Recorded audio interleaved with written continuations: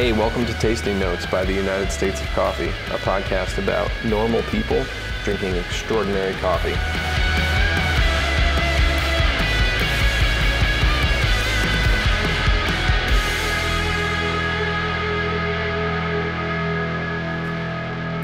Welcome back, everyone. Super stoked to give you an awesome podcast today with the very popular, very smart, very fun James Hoffmann.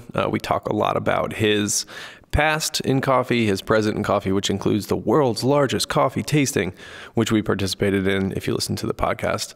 And just to get James's thoughts on how that went, what he's planning for the future, and some other cool stuff. So I'm not going to take any more of your time. We're going to get right into it. Enjoy. Hey, James, thanks for joining me today. I really appreciate your time. Pleasure. Why don't you go ahead and for the listeners who don't know who you are, kind of what you're about, can you give me a quick, I don't want to say elevator pitch, but I can't think of anything better to say than, give us a little rundown of what you're involved in now, a little bit about your coffee pedigree, and just what you're excited about. Who am I? I will try. It's kind of kryptonite to me, this question, because I don't really know what I do anymore. Okay, so the easiest explanation is I was a co-founder of a coffee company in London called Square Mile Coffee Roasters. That was back in 2008. In 2007, I was the world barista champion.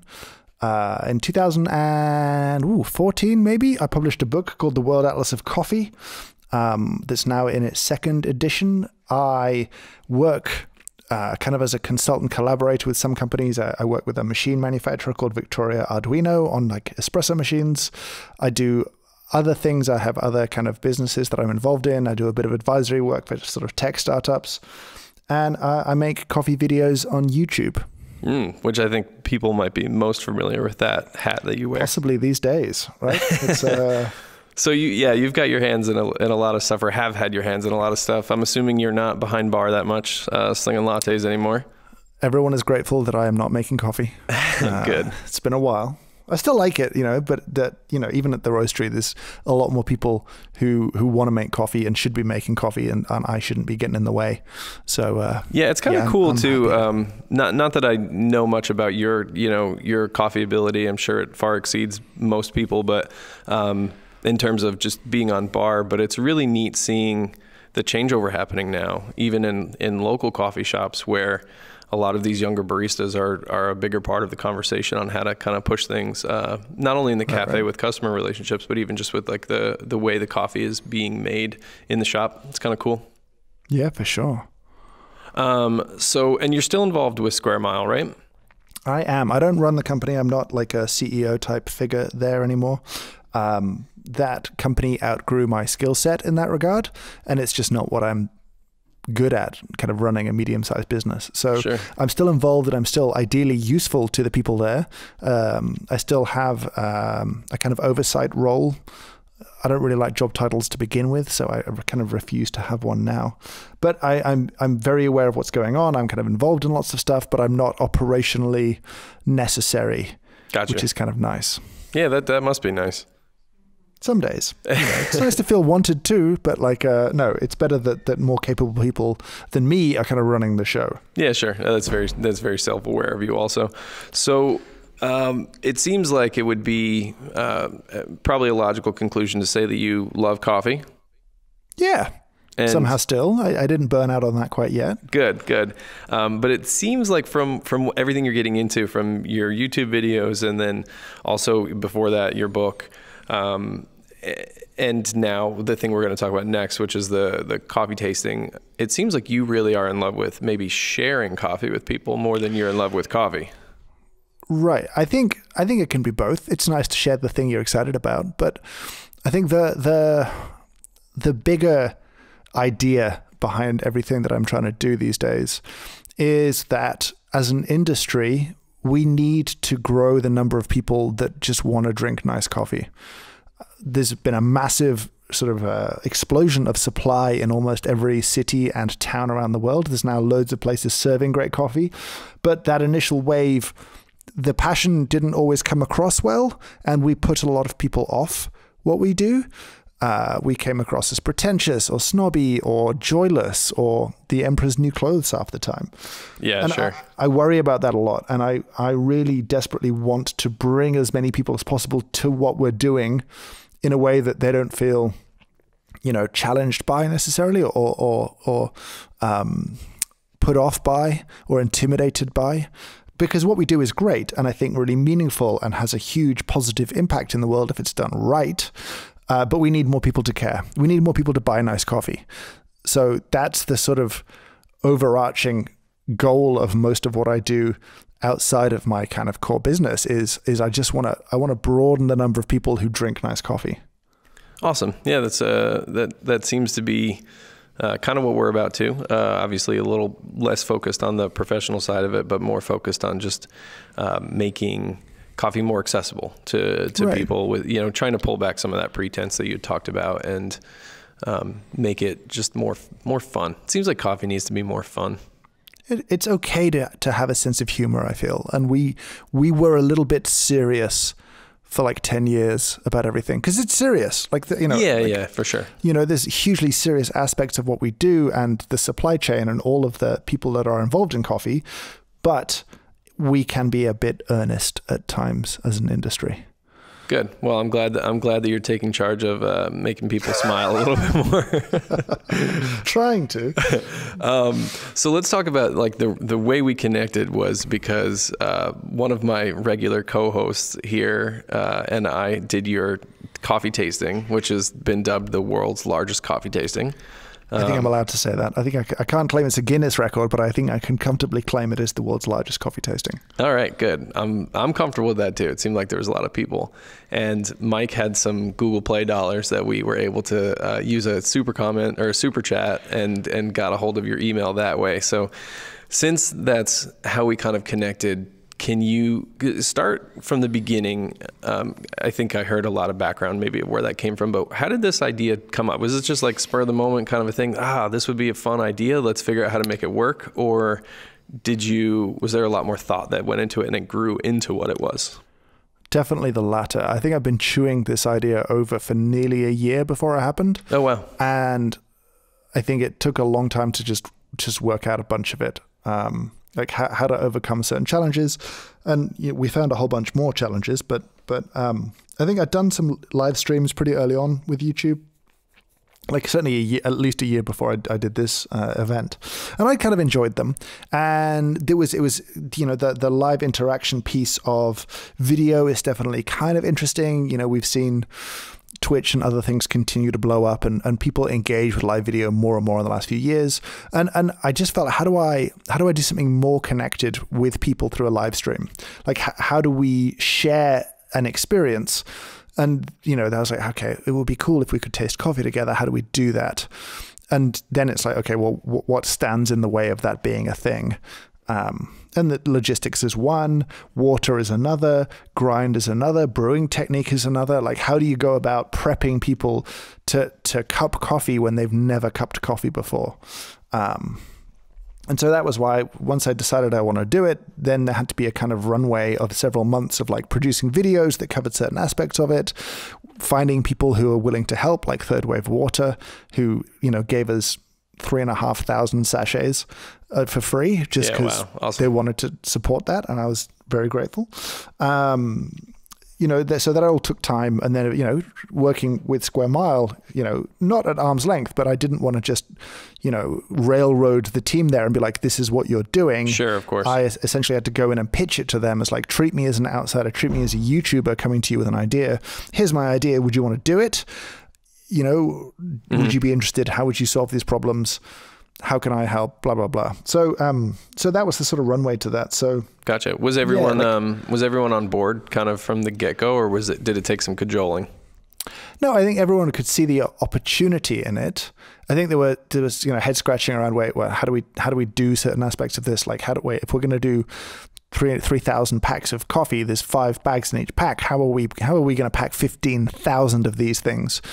And the answer was we couldn't. So we had to get someone else to do that for us. And, the mindset in Square Mile, thankfully, is pretty much like, okay, what is a solution to this, rather than like, well, that's a reason not to do it. You're like, okay, well, if we want to do it, how do we do it? So, most of the challenges were overcome. The tricky bit was inevitably the minute that you hand it off to another company, which is a courier or a postal service or that kind of stuff like that. That is truly out of your hands, and you can yell all you like at them. They just don't care. They just don't need your business, and they're going to do what they're going to do. So that's kind of that was the tricky bit. Do you feel like after now all the dust is settled, we're a couple weeks out from that from the event? Do you feel like that was the biggest holdup of the whole thing? Yeah, I think so. I think comfortably. Actually, today, a couple of hours ago, there should be an email in 100 and something people's inboxes saying, we're sorry you didn't get your coffee on time. We're sending you out a little gift. Because frustratingly, we hate the idea that we let people down. Yeah, sure. They paid their money like everyone else. They didn't get the experience that everyone else got. So we have to make it up to them. And it's nice that you can still cup along with me as if you are live, like an archived piece of video is there, but you didn't get to take part in the thing that you paid your money to take part in. So they've been refunded and they get a bonus gift and that kind of stuff, because cool. We're trying to be good and the best people we can be around this stuff. But, I could fully sympathize with the disappointment someone would feel and frustration that they did everything that we asked them to and they still didn't get to take part. So that sucks. Yeah. So it's hard too, because you're dealing with, it's obviously not like you're shipping meat or cheese, but you still are dealing with a perishable product. So you can't get it out super early and then tell everyone to wait and make sure. It's like there's some delicate kind of timing issues that go on with a thing like a giant coffee tasting. Yeah, that was definitely a headache, but it was a success. Ultimately, that's the kind of key bit, right? Like a lot of people tasted coffee together and a lot of people had a good time, and that was kind of cool. Yeah, it was super cool. Just from here on our end, we got to do it together, and it was fun kind of making some photos and then trying to run back and forth to the computer and then the water, and I just thought it was neat. I've only done a few cuppings myself, and it's been in a roastery, in a small experience with a professional, and it was, like you said, it was much more serious, which I respected that it was, because I feel like I got what I went there for. But in this instance, I don't know if it was the medium or the fact that I was with another friend or that I was watching you on a computer and not face to face, but it was like largely, I would describe it as fun and cool. So it was pretty neat. Well, that's a relief to hear. I can't speak for everyone. So, I mean, it's just my opinion, but. Well, I did get, I think I'm just looking at the data now, 715 people filled in a Google form for me. And I asked the question at the end of, did you have fun? And there were 702 responses, 707 responses, 702 were yes, 4 were maybe, and one person said no. Oh, man. So, I feel bad for that one person. Right. I was like, what? Oh, I'm sorry. Maybe their coffee didn't arrive. I didn't really ask. It was kind of a fun flippant question at the end, but maybe they just don't like making coffee, so it wasn't fun. It's possible, yeah. Who knows? So what do you feel like, what was one of the problems that you solved ahead of time that you were kind of most proud of, or you felt like was the biggest challenge that did get solved? I think probably water, actually. That was thinking about this ahead of time, that was the biggest head scratcher of like small changes in water chemistry unquestionably change acidity, sweetness, extraction, aroma, all of those things in quite dramatic ways. So, if you're trying to taste coffee with people around the world, how on earth is it even going to be vaguely possible that they have the same experience you do? So that was probably if I think about why people haven't done this before, that would probably be why, that there's just not an easy way to do that. And asking 3,500 people to go and buy, a gallon of distilled water is a weird thing to do for a lot of people. In some countries, it's really hard to find. In some countries, lots of it's labeled as like not food safe or that kind of stuff. It's a tricky one, but people played the game. People had some fun and they got it done. So that was definitely a headache. And the last piece then was actually just the logistics of how do we pack and ship these things? How do we create 3,500 envelopes? Yeah. Physically. Square Mile's a small team. It's like 20 people total, whole building, from engineering to offices to training to production and everything else. And they all had jobs to do that week. It's not like everything paused so they could go and pack loads of coffee. Did you guys already have the setup to do those little sample bags, or was that you had to get a new sealer and stuff and everything? No, we just contracted another company to do it. Oh, cool. So there are giant co-packers of everything in this world. And while we would never really use another giant coffee roasting co-packing company for anything, turns out they're kind of useful because they've got enormous kind of capacity to produce tiny little sample packs, because they'll produce them for airlines or for giant, hotel chains or all that kind of stuff. So there's a company in the UK called Master Roast, and they were super helpful. We shipped them a bunch of roasted coffee. They unbagged it, rebagged it, and shipped it back the next day. It worked really quickly, and were amazing, actually. Awesome. I wanted to ask you another question about the packing. No, I lost it. Oh, that's right. Water. That's what I was going to say. This has nothing to do with packing. I've used third wave water on and off. I got a sample, I guess, at probably Coffee Expo like a couple years ago or something, and used it and liked it, and then bought it. And we have pretty good water here in the Northeast. Like spring water works well, but I was amazed because we had some leftover that didn't get used in the tasting. So I wanted to do a side-by-side of our spring water to the third wave water. And not that one was immediately better or worse than the other, but just the fact that they were so different. Right. I was shocked. So that kind of forever changed my opinion on, I don't know, traveling and drinking coffee or trying to taste a coffee at a shop and then bringing it home and expecting to get the same results, because who knows what everyone is doing at a shop versus their house. So that was a really cool, other than, that was my biggest takeaway, I think, from the whole experience, other than the community part and getting to really taste a lot of those nuanced differences in the coffee. Was just the whole water thing was pretty neat and eye-opening. Yeah, it's great and also incredibly frustrating. If you're a coffee roaster, it is just like the most frustrating thing, especially in London where our water is bad. It tastes fine to drink out of the tap, but it is so hard that it just makes coffee taste kind of brown. Yeah, and really messes with all your gear too, right? Horrifically. So yeah, it's a nightmare. It's my single biggest pain in my job day to day in London. It's water. So I think that Third Wave, just if they're looking to expand their business, though, I think they need to make a pizza water pack so everyone in the world can make the same pizza dough too. That's not a bad idea. Yeah, maybe I should actually not say that out loud. Oh, like there's a little Third Wave pizza. I don't know. That could be a thing. Yeah. It's a possibility. That Naples water. Right. Yeah, everybody likes that Neapolitan crust, but you can't get it without that mineral content. Right. I just want to know if that's true. I don't know. We could derail on pizza dough for like a good half hour, so let's not do that. I mean, I don't often just like throw this out there, but I did work at a pretty world-renowned food magazine, and I have it on high authority that it's pretty true. I mean, it screws with everything from like beer to pizza. It's going to mess with bread to some extent. Like it's just this, I don't know. I love the diversity of this world and I wouldn't want to lose it, but the frustration is just... Well, I think that's what and not to get like not to go from pizza dough to globalization, but that's probably that's the thing that you struggled with, right? With this was the fact that you can control the coffee you make there in London, but you had to ship out these, all these packages to people everywhere else and figure out how to get them the same. So that's the problem when you have a global business, right? Right. If you're trying to share an exact experience. And I think we did for the most part. I think most people tasted what I tasted, and that's kind of wild, actually. That's kind of... that is pretty cool. That wrecks my head a little bit still, but awesome. That's good. So tell me a little bit about, you did donation based on Super Chat, where not only were you taking this for an organization, but you also doubled it, I think, right?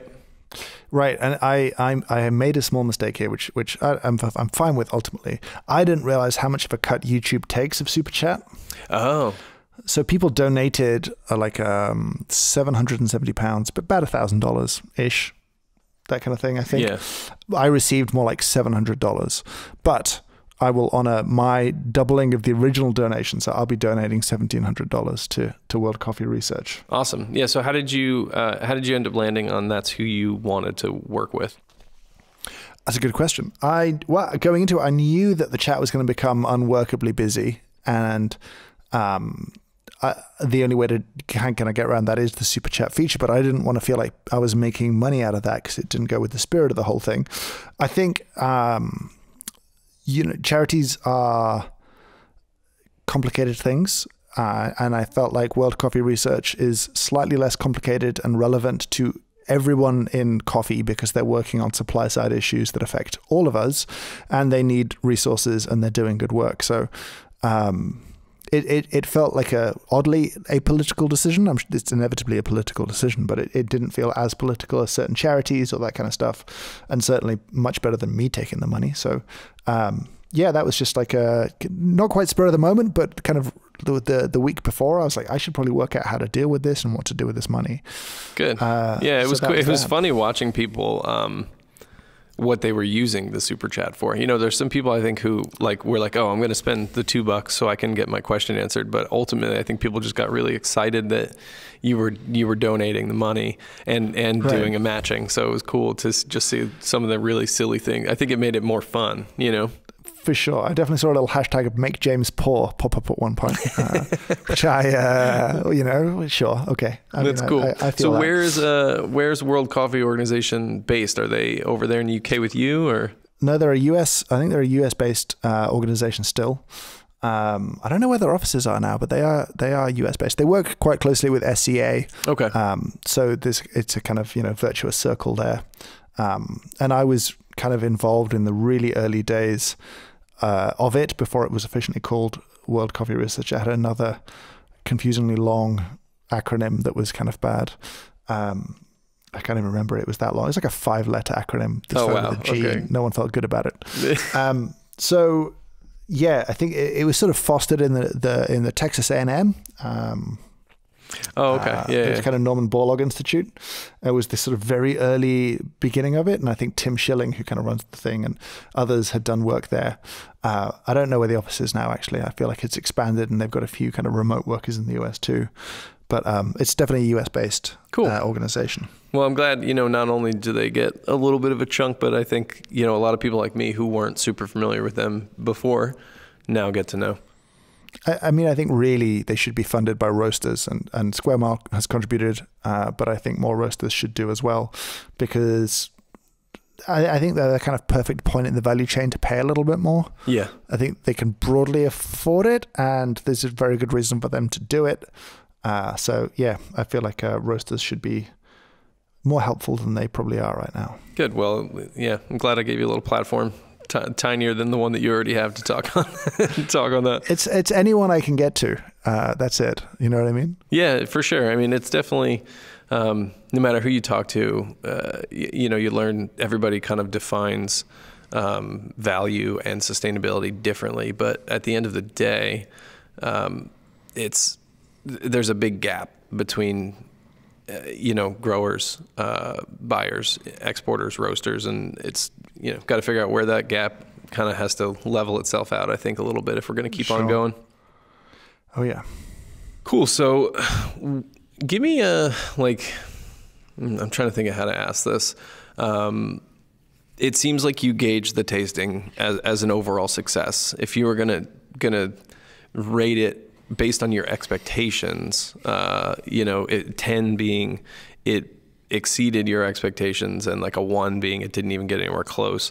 Where do you feel like you are now that, again, like we said, the dust is settled and you've sent out your apology emails and people are going to get their sweet gifts who didn't get their coffee? How do you feel like it went? And do you think that you want to do more stuff like this? I would rank it both a 6 and a 10. Okay. It unquestionably exceeded my expectations. Like it was such a positive experience, I think, for me, and I hope everyone else. It felt like a community thing. It felt like, I had people tagging me in Instagram videos from like the the depths of Siberia, and also El Salvador, and also Paris, and also, Australia. People were up at 2 a.m. in New Zealand joining in. That, if you expect that, there's something wrong with you. Like, that has to exceed your expectations. Yeah, that would be a little narcissistic to have expected that. Did it meet its potential? That's a more complicated question. And I feel like I think it was good. Like, it's the first time I've done something like this. It's the first time, I'm not gonna say anyone's done something like this. Anyone's done something like this in coffee. I think it could be better. I think there's a host of sort of technical and dull ways. I think having like a multicam setup would have been better. I think, having a bit more flexibility around the coffees that went in, depending on time of year, would have been better. Lots of little things I think could have pushed its score up higher. But, at the same time, I was blown away by the whole thing. So, yeah, I don't know how I can hold those two thoughts in my head side by side, that I am both deeply annoyed by aspects of it, but also incredibly proud of it as well. Yeah, no, that totally makes sense. I mean, that's just kind of like a level-headed thought process. I think it's interesting too to see, now that you've kind of set a bar, I think the biggest thing that's probably a challenge from either a seller from your perspective or from a purchaser, you have to be able to distinguish, like, are you purchasing a product, which in this case is coffee, or are you purchasing the experience? Which I think, depending on how people thought about what they were purchasing, is probably where their expectations kind of lined up, right? Yeah, I think so. I think for the future, like, I want to do more. I would like to have some sort of regular event, be it annual, with Square Mile as the sort of supplier of it. But at the same time, an enormous percentage of the audience were in North America. And then there was a large audience that couldn't take part in places like China. So am I interested in doing other ones? I am, but I'm interested in doing them in a way where the coffee would be supplied by, say, someone in North America who is willing to do it cheaply, like, I see. So you're facilitating, maybe not, right. So if you handling everything. Yeah, and it also means it's cheaper. If you're in, California, it's much cheaper for you to take part than it would be shipping something all the way from London to have it shipped from, I don't know, California or another state, if you want to take part, but you're in New Zealand, at some point, I probably should do something that lets you cup coffee at 10 in the morning and not 2 in the morning. So I would need to do something in a different time zone and not have this kind of UK-centric view of the global coffee community, as convenient as it is. And, historically, Britain likes to see itself as the center of the world. But I think I would like to do more, but partner with different people who get the kind of broad goal, who get that this is about experience. It's not about making money, and therefore are willing to do like a cheap pack and do all the labor and all the pain because they get to facilitate a really fun experience and share some interesting coffees. So I don't know what that looks like. I haven't approached anybody. But I'm definitely thinking about who could I partner with in different parts of the world, that if I do these every 4 months, let's say, that, one is in North America every year, potentially, one is in East Asia, potentially, Mm-hmm. So it's just easier for that part of the world to take part. Cool. Yeah, that's very thoughtful. I don't think I have any other questions about the tasting, but I do, one thing that I ask every guest who comes on the podcast, and it's usually because of the way our, I'm air quoting, like our business model works, is we say, if you were to send one person to 3 cafes to get an amazing cup of coffee in the United States, where would it be? But you're in the UK. So I'm going to ask you, I'm going to give you carte blanche to kind of, you can send someone that you're very fond of to any 3 places to get an amazing cup of coffee. And that includes all things. So for you, I would hope that it would be where you could get a non-pretentious, very fun cup of coffee.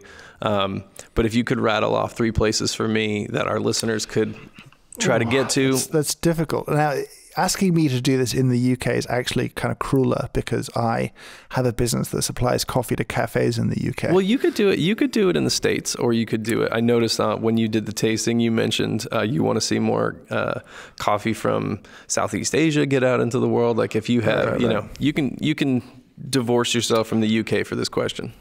Okay, I'll just have a think about cafes that I just enjoy being in. Okay. First one would be Fritz Coffee in Seoul. The original location in Mappo. I think they've got a couple more now. It was in a converted sort of Japanese style house there. Oh, cool. They have a bakery in the basement and bake delicious things, and then upstairs, the kind of main space is just coffee stuff, and it is characterful. It is incredibly welcoming. I just love being there. I've always just enjoyed that space. Awesome. I think, and you know, I am a fan in the US. I'm a fan of what G&B and Go Get 'em Tiger are doing as a collective entity. I like the fact that the G&B in Grand Central Market in Los Angeles, downtown, kind of has no limits to its space because it's inside a market that you can spill out of, and there's kind of seating around it, and it's not really a confined cafe. It's kind of leveraging its place in an interesting building, and it's outside, which is nice in LA. It's sunny all the time. And they care, and they, I haven't been recently. I went a few times just after they opened and a few times after that. And just like, they just nailed hospitality for me every time. Like they have a sense of humor. They're not too serious. They are serious about the drinks that they make, but they don't care how you drink them in a way. Like, it doesn't matter if you want to put cream and sugar in and have a good time. Right. As long as what they did was good. And I don't know, their vibe, I'm into it. Do you feel like, because this is interesting, because I feel like in the US, at least with coffee professionals, I find people either love them or there's kind of this nose up in the air attitude towards them. And I'm not naming names, but I'm curious if, because you're very familiar with them and you have an opinion on kind of the snooty coffee scene years ago. Why do you think that is? Is it just like a bit of jealousy, or is there something about the way they go about, is it just because they're fun? They're having fun? Like, what is it? It's going to be a mixed bag of things. I think there's a little bit of tall poppy syndrome in there, which is they are successful and visibly successful, which is generally frowned upon in craft industries. So that's one piece of it. I think that they have pushed back against aspects of specialties narrative. They roast a little darker sometimes. They do stuff with like a ton of cream and sugar in it, but it doesn't require them compromising their values. And I think, I don't know, like I like their approach a lot. I'm just trying to, I think that's it. I think they get a lot. They get a lot of love. I think they deserve a lot of love, but people don't really love it when, too much adoration is poured on one business or group of people. So yeah, sure. We're a counterculture by default. We are, our entire identity is built around contrasting what we do to the commercial coffee market. So we will constantly, other whatever is cool in order to give ourselves context. It's like selling out if you're a punk band. Right. And it's, it's not, you've just connected with a wider audience. That's okay to do, if you know what I mean. Now I need a third cafe. You need a third. I need a third. It's just, it's difficult. And I feel like I don't do a good enough job of like sticking them in the back of my brain. I'll go UK, but as a competitor, I think that's okay. I think Kelowna and Smalls in Bath, Maxwell Kelowna Dashwood's Cafe, has a lot of hype around its product, and by and large, I think it meets people's very high expectations. Like, the service is good. It's a lovely space in a small little town that itself is a beautiful town. It's not in the middle of all of the cool places. It's you know what I mean? It's outside of the traditional places that you would find this stuff. But they are consistently and obsessively good at what they do. And I think in a world of increasingly disappointing coffee tourism, because the overall standard has gotten so high that it's really difficult to stand out, I think he still has a cafe that's worth a journey. Oh, awesome. You know what I mean? Yeah. So there's a third. And that's an interesting perspective too. I never thought about that.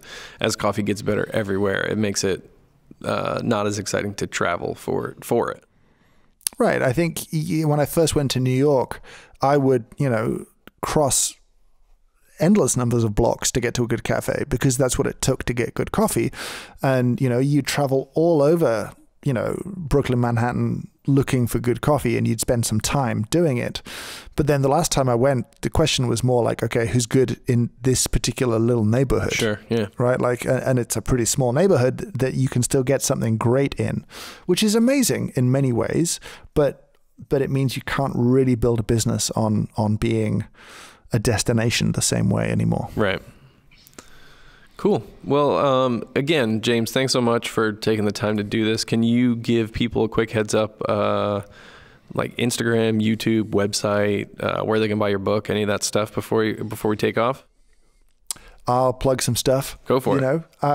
You can buy my book on Amazon, and I'd love to pretend that you shouldn't do that. But if you want to buy it on Amazon, it's probably there next day, and it's probably cheaper than anywhere else. My favorite local bookstore, Amazon. I mean, no one feels good about it, but it's there. Yep. If you go to theworldatlasofcoffee.com, there is a link to people who do stock it in most of the world. So, if you want to support someone local, I think we've got a bunch of listings there. You can find me online often under the name Jim7 that I'm not going to explain right now, either on Twitter or Instagram. I don't use either that much because they just consume your life. Yeah, but I post stuff there occasionally, and I do not respond to DMs on there because I get too many to deal with. So no one will slide into your DMs from this podcast. They can try. All it says in the corner is 99 plus requests, and I just can't even deal with it. And I dip in now and again, and I'll clear 20 or 30 out, and then it briefly says it's less than 100, and then a second later it's back to 100 plus. So I just can't deal with it. And I had to put a policy into my into my bios now of I can't answer your questions about which thing you should buy, because half my DMs are which of these 3 grinders should I get? I'm I just can't. Well, hey, you keep putting out grinder content. I mean, that's what you're gonna get.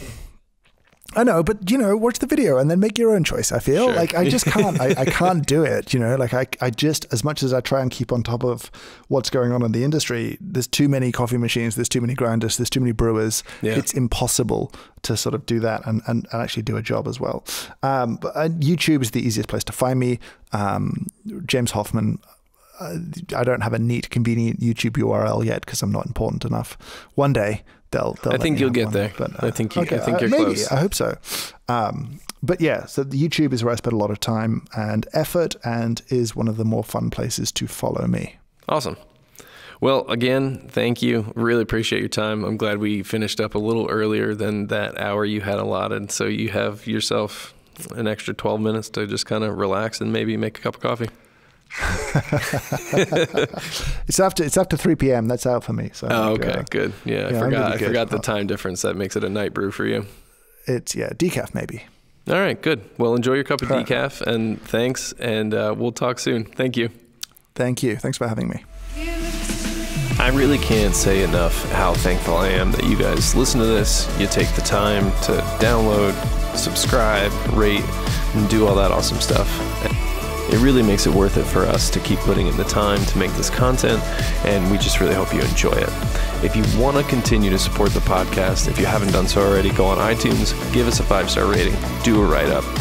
Next, if you go to our Instagram, click the link in the profile, sign up for weekly emails. We're going to start doing Friday morning recaps. It's like a little cup of coffee that we get to share together.